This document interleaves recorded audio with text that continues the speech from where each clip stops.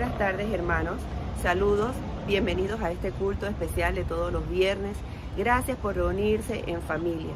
Hermanos, sé que ahorita mismo se ve el día. Usted estará viendo su culto sentado, bien en familia, en su sofá, y estaría de noche. Pero nos anticipamos ahorita mismo para darle la bienvenida de día a este culto, deseándoles que se puedan edificar en familia y que puedan tener un tiempo agradable delante de nuestro Señor. No deje de congregarse virtualmente, mi hermano, porque ahí es donde usted puede comer espiritualmente y crecer. Lea su Biblia, hágase su devocional, no pierda ese de estar conectado, de estar en comunión con nuestro Padre Celestial, porque su Padre Celestial sabe lo que usted necesita, pero necesita también escucharlo de parte suya. Bienvenido a este culto, que sea verdaderamente de edificación. Alégrese con las alabanzas, cante hacia nuestro Dios y ore, pensando siempre y sabiendo que el Espíritu Santo está en usted y el Señor le está escuchando. Bienvenido a este culto.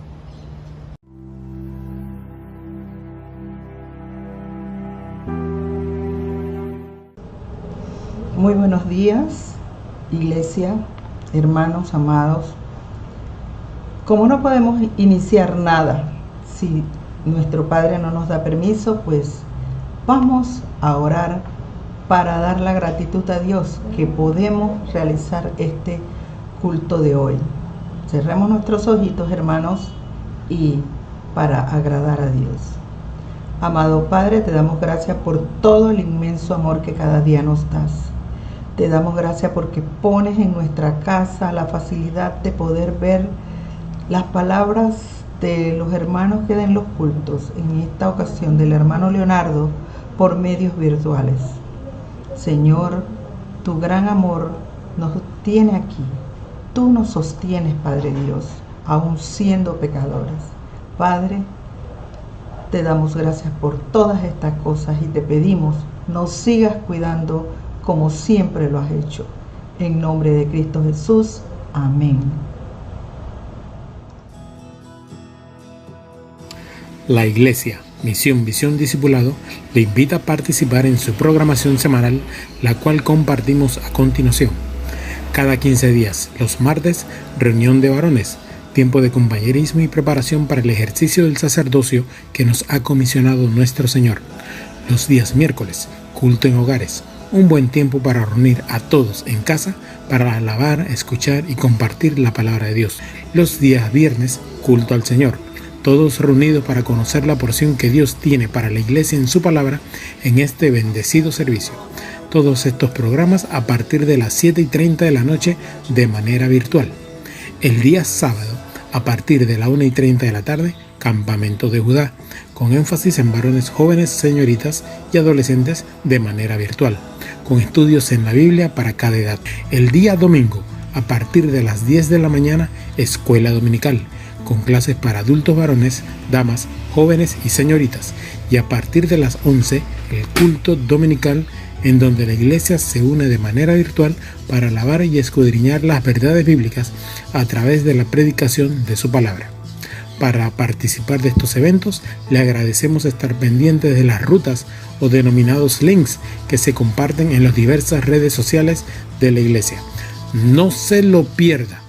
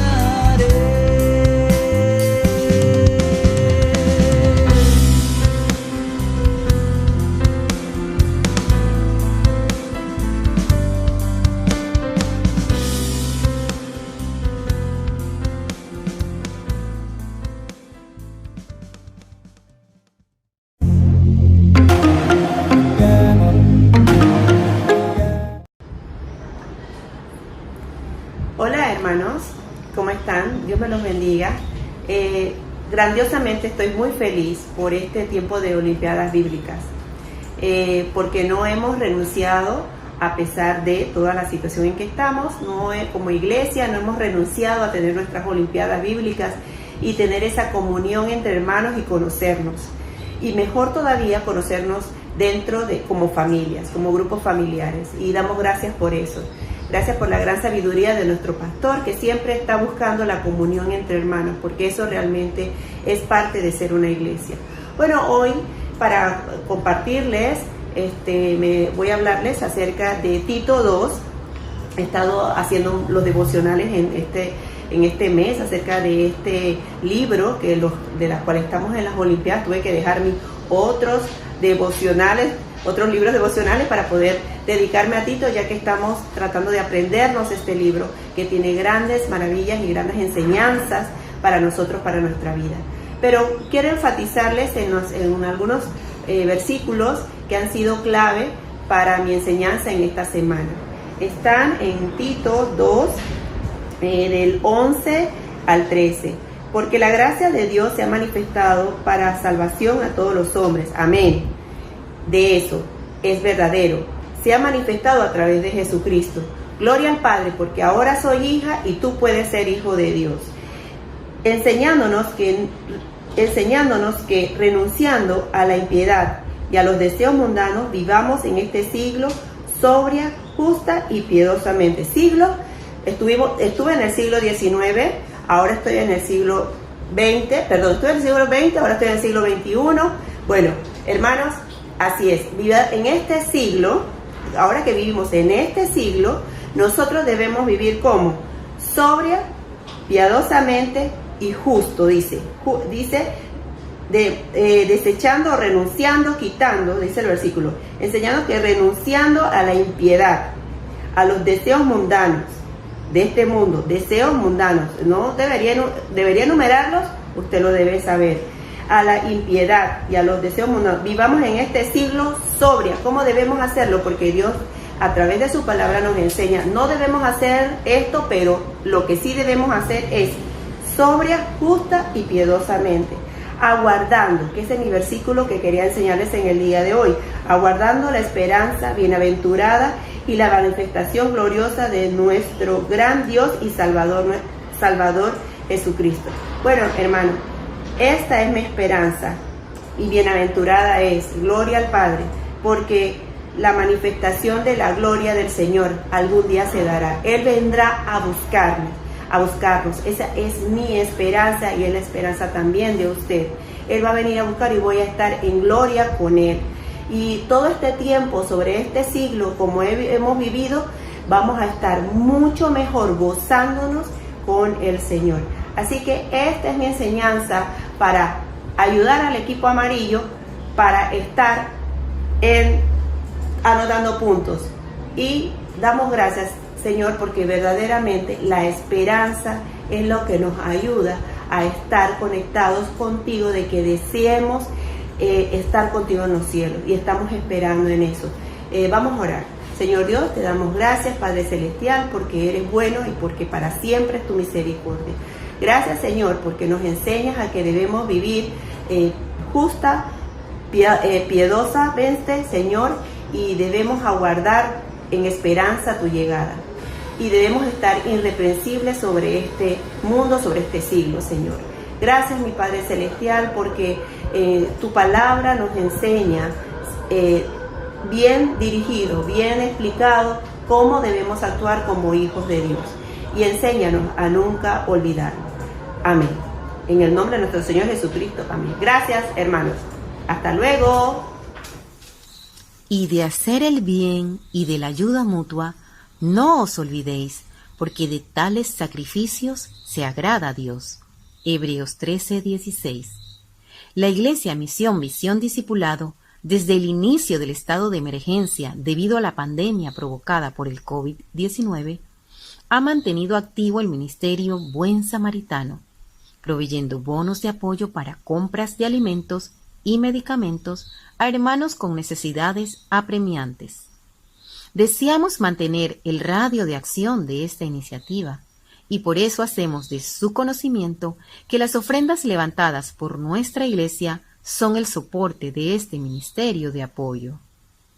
Pueden hacer sus ofrendas por banca en línea o por ventanilla en Banco General, a la cuenta corriente 0368 01 11 27 341, a nombre de Nicolás Donadío. Deseamos que la gracia, la paz y la confianza en el Señor gobiernen nuestros corazones. Dios les bendiga.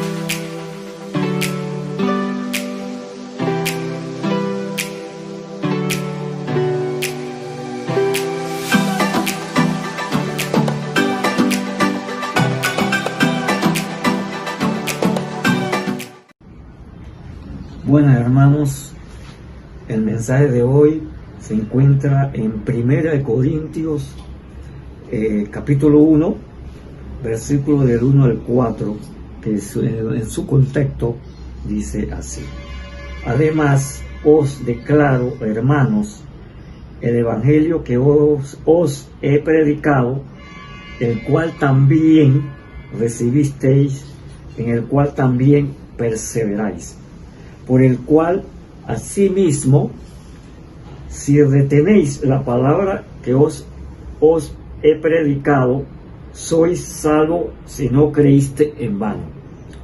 Porque primeramente os he enseñado lo que asimismo recibí, que Cristo murió por nuestros pecados conforme a las Escrituras, y que fue sepultado y que resucitó el tercer día conforme a las Escrituras. Sigamos con el orden del culto.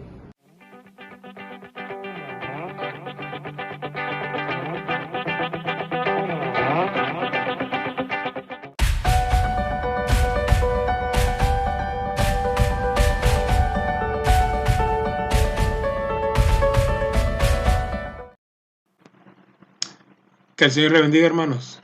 Buenas. Oremos. Gracias, Señor, por la bendición de la vida y por la oportunidad de estudiar tu palabra y la libertad que tenemos para hacerlo. Te honramos tu dirección y que el mensaje enviado, Señor, consecuencia de su dirección, sea para su honra y su gloria y para la edificación de su pueblo. En tu Hijo Jesucristo. Amén. Saben, hermanos, que de manera categórica, y esto es bueno estarlo recordando siempre y estar reafirmando, mejor dicho, siempre, que la misma historia de la humanidad ha validado, ha sustentado de que Jesucristo es el verdadero Mesías, de que Jesucristo es el verdadero fundador, es la verdadera roca, es la verdad en sí mismo de nuestra creencia cristiana. No es mérito de un hombre ni de ninguno que un buen día se paró y se decidió autoproclamar Mesías. Y una de las evidencias que sustenta este planteamiento, hermanos, aparte del hecho de que Él vive en su y en mi corazón, y podemos palparlo de manera personal cada uno de nosotros, es el hecho de que Jesucristo fue el único profeta, el único Mesías, ¿verdad? De todos los que se autoproclamaron Mesías, del cual se profetizó de manera tan categórica, tan detallada y con un cumplimiento perfecto a lo largo de la historia. Por ejemplo, les comparto que 750 años antes de que Jesús naciera, en el libro de Isaías, capítulo 7, versículo 14, dice: Por tanto el Señor mismo os dará señal, y he aquí la Virgen concebirá y dará a luz un hijo, y llamará su nombre Emmanuel. Concebido por una virgen, y el nombre, detalles. ¿Ok? Unos 500 años, 2 siglos y medio después, en Miqueas capítulo 5, versículo 2, pero tú, Belén Éfrata, pequeña para estar entre las familias de Judá, de ti me saldrá el que será el Señor de Israel, y sus salidas son desde el principio, desde los días de la eternidad. Otro detalle, ¿dónde iba a nacer? y cuyo cumplimiento fue perfectamente ejecutado, fue exactamente ejecutado, mejor dicho. No solo eso, sino que se profetiza el tipo de ministerio que iba a tener él durante su estadía aquí en la tierra. En Deuteronomio, imagínense, todavía un poquitito más atrás, Dios le habla a Moisés en estos términos en el capítulo 18, versículos 19 y 20. 18 y 19. Profeta le levantaré de en medio de sus hermanos como tú, y pondré mis palabras en su boca, y él les hablará todo lo que yo le mandare. Mas a cualquiera que no oyere mis palabras, que él hablare en mi nombre, yo le pediré cuenta. Se especifica y se detalla el ministerio profético que iba a tener Jesús. Ningún otro autoproclamado Mesías, ningún otro líder o creador de alguna o fundador de algún otro tipo de creencia ha tenido esto.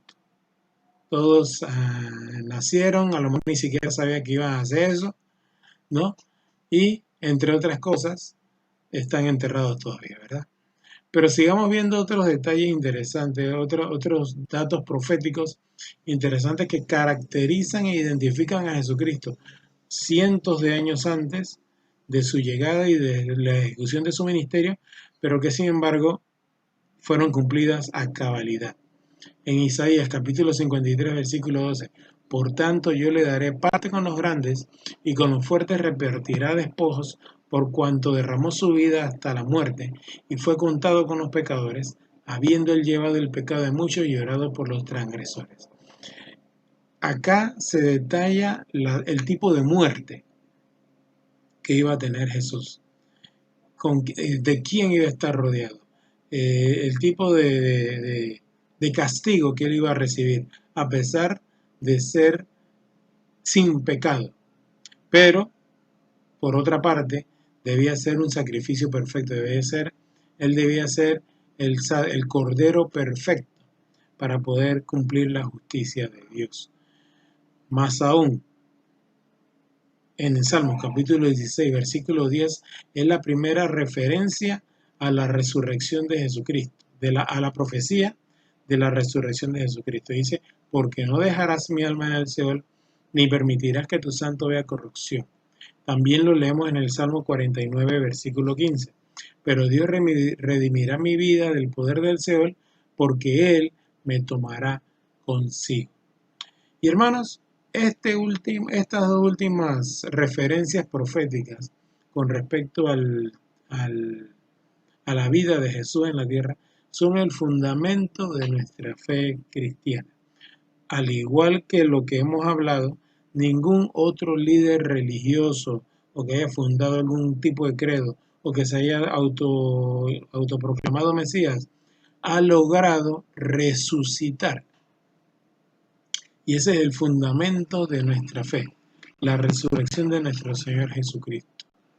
Pero empezamos en orden lógico. ¿Por qué murió Jesús? Fácil.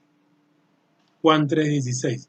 Porque de tal manera amó Dios al mundo, que ha dado su Hijo unigénito para que todo aquel que en él cree no se pierda, mas tenga vida eterna. Desde que Adán pecó, el pecado entró en el mundo. Significó una transgresión contra Dios, significó una rotura de la relación y de la comunicación íntima que había con Dios, y había que hacer justicia por ese pecado. Y el único que podía hacer, o el único que tenía la característica para poder cumplir ese cometido, era Jesús, que era el Cordero perfecto. Así que Él muere, ¿verdad? Y se hace la justicia de Dios. Veamos algunas referencias sobre la necesidad de que fueran sacrificio de sangre y perfecto. Hebreos capítulo 9, versículo 22. Y casi todo es purificado según la ley con sangre, y sin derramamiento de sangre no se hace remisión.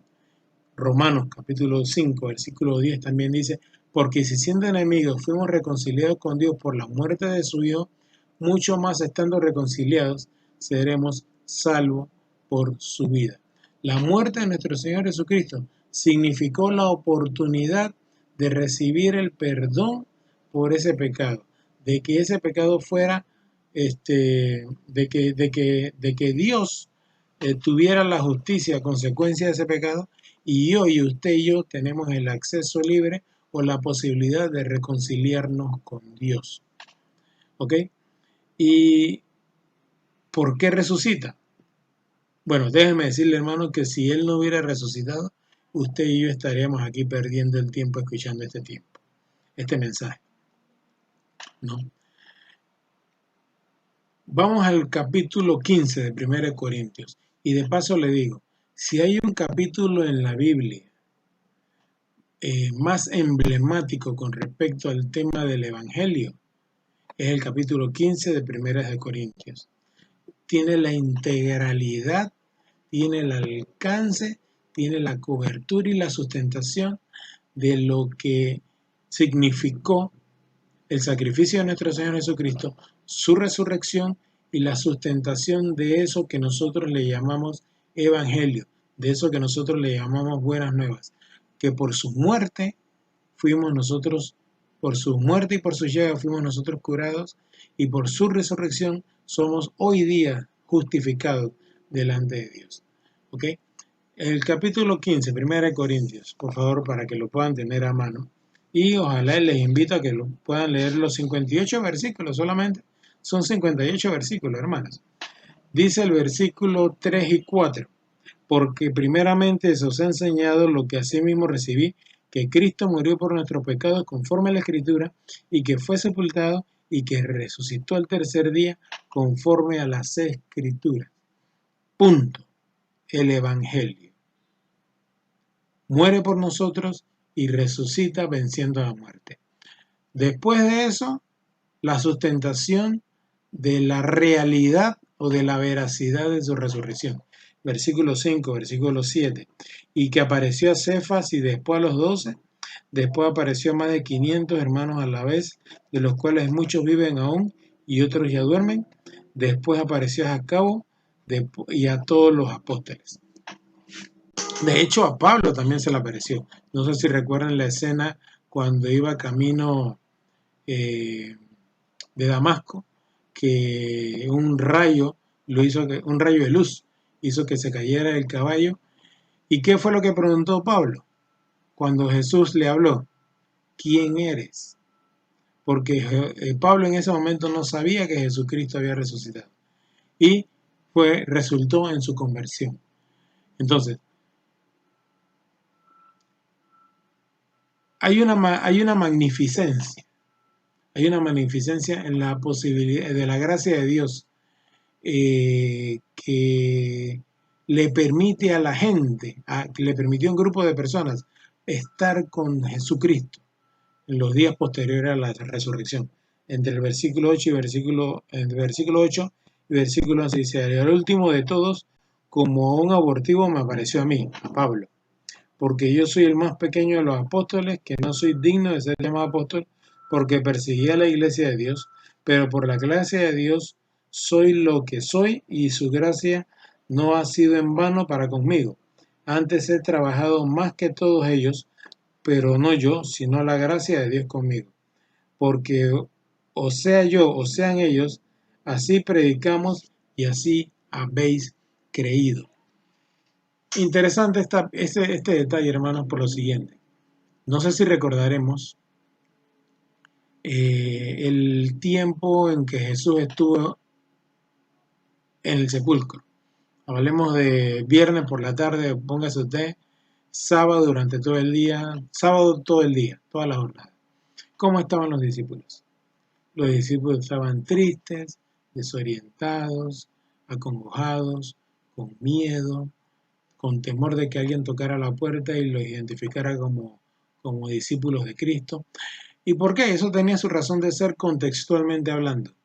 Resulta que para ese tiempo había muchos que se atribuían o que se autoproclamaban mesías y que decían que hacían y que eran la verdad y que predicaban y formaban su grupo de seguidores. Había gente que les era fiel, pero ¿qué pasaba? Morían. ¿Y después de muertos qué? Se acabó la religión, se acabó la creencia. Entonces, ese mismo escenario lo estaban viviendo los señores discípulos de Jesús. Estaban tristes, ¿por qué? Porque su líder había muerto. Pero no. Algunos dicen que él no resucitó entre los muertos. ¿Cuáles son las implicaciones, hermanos, de que Jesús no hubiera resucitado? ¿Cuál hubiera sido? Primero, que nuestra predicación hubiera sido en vano, entre el versículo 12 y 14. Pero si se predica de a Cristo que resucitó de los muertos, ¿cómo dicen algunos entre vosotros que no hay resurrección de entre los muertos? Porque si no hay resurrección de los muertos, tampoco Cristo resucitó. Y si Cristo no resucitó, vana entonces nuestra predicación, vana es también vuestra fe. Hermanos, cuando el apóstol Pablo se toma tiempo, y gracias a Dios porque lo hizo y nos trajo esta palabra hoy día, y tenemos esta palabra hoy día, era porque en la iglesia de Corinto había hermanos que se levantaban y negaban la resurrección. A pesar de que habían pasado unos 26, 30 años desde ese momento al momento de esta carta, y había gente que había sido testigo ocular de la resurrección de Cristo. Había gente también, habían malos maestros que trayendo sus valores del mundo trataban de afectar a la iglesia. Entonces, el apóstol Pablo estaba sustentando no solamente de las profecías, no solamente de la noticia de que otros lo habían visto, pero él podía decir, yo lo vi también. Y fui el último, aunque el abortivo, pero fui el último en que lo pudo ver personalmente. Si eso fuera así, si Cristo no hubiera resucitado, no, nuestra fe hubiera sido vana. Seríamos falsos testigos de la verdad de Dios. Todavía estaríamos en nuestros pecados. ¿Por qué? Porque Él, para vencer al pecado y para vencer a la muerte, para perdonar nuestros pecados y para perdonar y para darnos vida eterna, Él tenía que vencer el pecado, Él tenía que vencer a la muerte. Vamos a ver eso en el capítulo 15. Todo esto lo estamos leyendo en el capítulo 15 de 1 Corintios. Dice, y si Cristo no resucitó, vuestra fe es vana, aún estáis en vuestros pecados. Otra consecuencia, si no había resurrección de los muertos, si nadie fuera capaz de resucitar de entre los muertos, como en efecto sí lo hizo Jesús, todos los creyentes, toda la humanidad permanecería muerta y perdida para siempre. Versículo 18. Entonces también los que durmieron en Cristo perecieron, o sea que no tendrían esperanza de resurrección. Pero gracias a que Cristo resucitó, hoy yo puedo tener la certeza de que un día voy a ser resucitado, si Cristo no viene antes, ¿no? Y ser levantado, ¿verdad?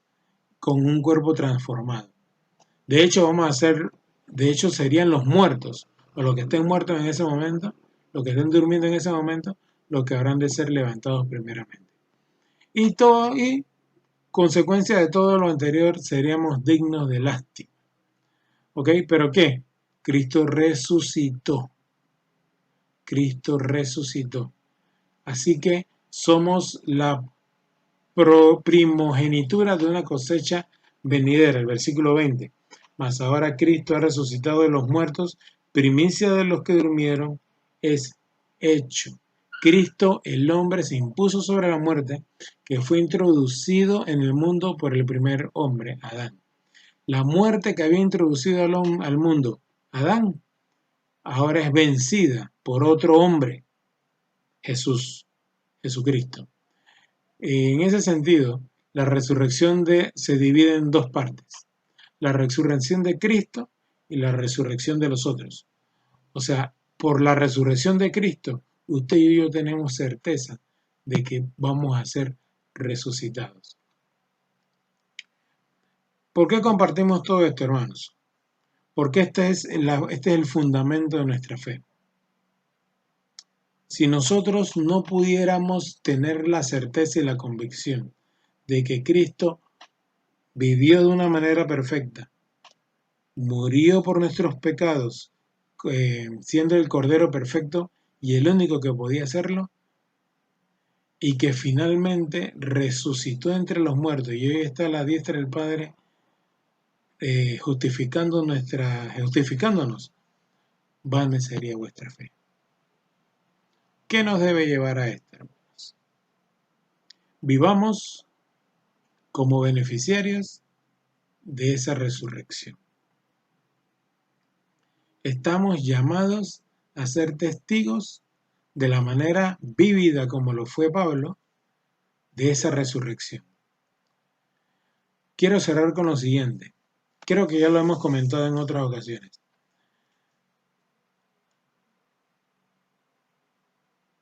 Cuando murió Jesús, los discípulos se ocultaron, los discípulos se entristecieron, tuvieron miedo. ¿Qué iba a ser de ellos ahora? ¿Por qué? Porque tenían al Imperio Romano y a la religión del momento detrás de ellos. Porque recuerden que el proceso de juzgamiento y condena que tuvo Jesús fue ejecutado tanto por el Imperio Romano como por la Iglesia, como por la religión de ese tiempo, de ese momento. Así que ellos tenían dos problemas grandes. Pero ¿saben qué, hermanos? Esos 12, de un momento a otro, se convirtieron en los propagadores de la religión más escuchada y más vista a nivel del mundo. Algo les impulsó a que hoy día usted y yo podamos recibir ese evangelio. ¿Y saben qué fue? Que un día Jesucristo se les apareció resucitado. Ellos tuvieron la convicción, la certeza, porque fueron testigos oculares de la resurrección de Jesucristo. Eso es lo que usted y yo estamos llamados a creer, hermano.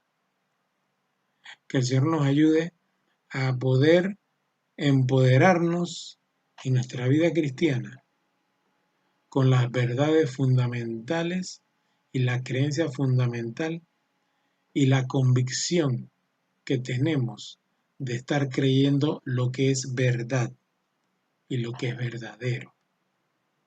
No un concepto filosófico, no. Jesucristo es verdad, Jesucristo es vida. Y es vida para usted y puede ser vida para aquel que está alrededor suyo y todavía no le conoce. Y si usted tiene la oportunidad de escucharnos en este momento y todavía no conoce a ese Cristo, déjeme decirle y déjeme invitarle a que tome la mejor decisión de su vida. ¿Cuál es? Aceptar al Cristo que nació, se humanó, vivió una vida perfecta entre nosotros, fue crucificado, cargando todos nuestros pecados, pero resucitó al tercer día y hoy está justificando y hoy le está diciendo a usted: yo hice mi sacrificio por ti, ven y estemos a cuentas. Que el Señor le bendiga.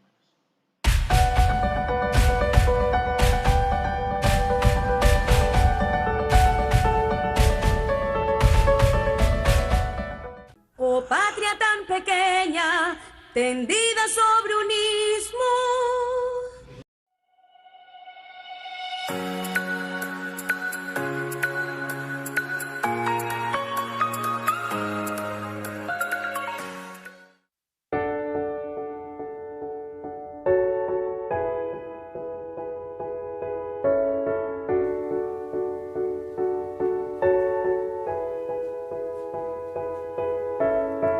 Mi Dios y Padre eterno, autor de la creación, poderoso, tu espíritu intervino, el Verbo Cristo tú salvas. Creo en nuestro Dios el Padre y en su Hijo Cristo el Rey. Creo en el Espíritu Santo, Dios tres en uno es. Creo que resucitaste, que nos levantarás. Creo en el nombre de Jesucristo.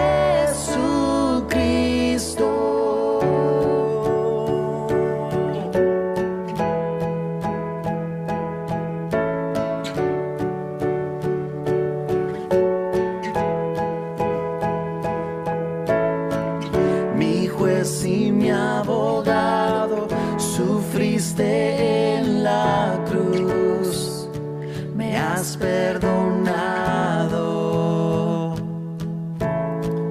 Bajaste a las tinieblas y en gloria y poder te levantaste. Creo en nuestro Dios el Padre y en su Hijo Cristo el Rey. Creo en el Espíritu Santo, Dios tres en uno es. Creo que resucitaste, que nos levantarás. Creo en el nombre de Jesucristo. Creo en ti, Jesús. Creo que tú vivo estás. Creo que Jesús es el Señor.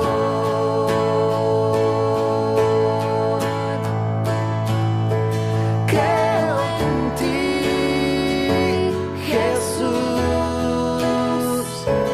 Creo que tú vivo estás. Creo que Jesús es el Señor.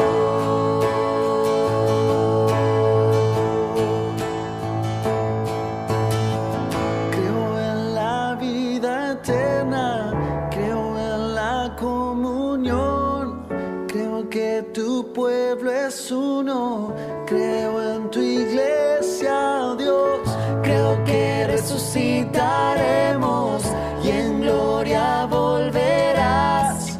Creo en el nombre de Jesucristo. Creo en nuestro Dios el Padre y en su Hijo Cristo el Rey. Creo en el Espíritu Santo, Dios tres en uno es.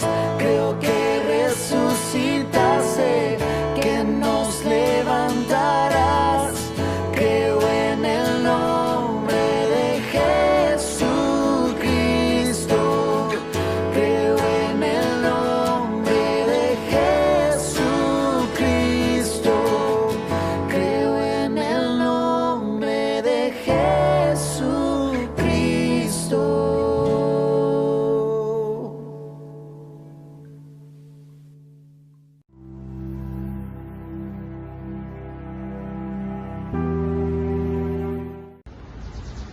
Oremos.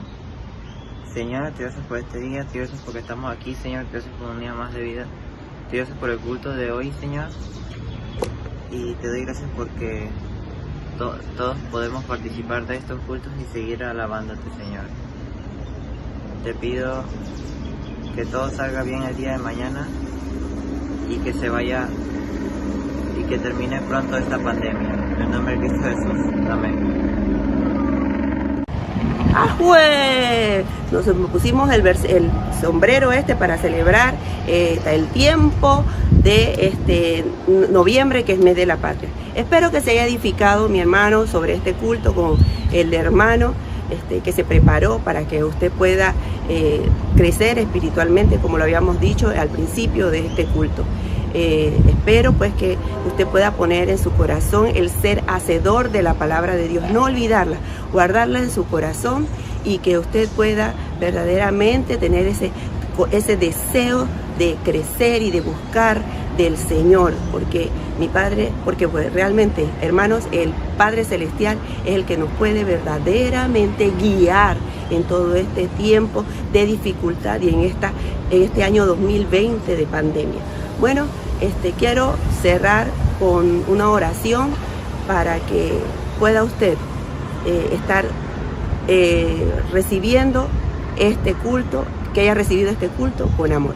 Oremos. Señor, mi Dios, te damos gracias, Padre Celestial, Padre, porque tú eres un Dios de ayer, hoy y siempre. Y te damos gracias por eso, porque verdaderamente, mi Señor, tú estás con nosotros cuidándonos.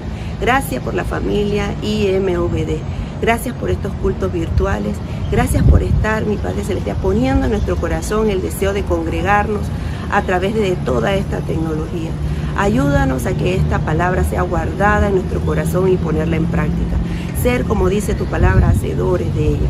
Gracias, mi Dios, por esta congregación, esta familia que unidos, Señor, en amor, se ha congregado, mi Padre, para recibir. Oh Dios, y ayúdanos también para dar, porque tú eres un Dios que da y nosotros debemos ser hermanos en que demos. Gracias, mi Señor.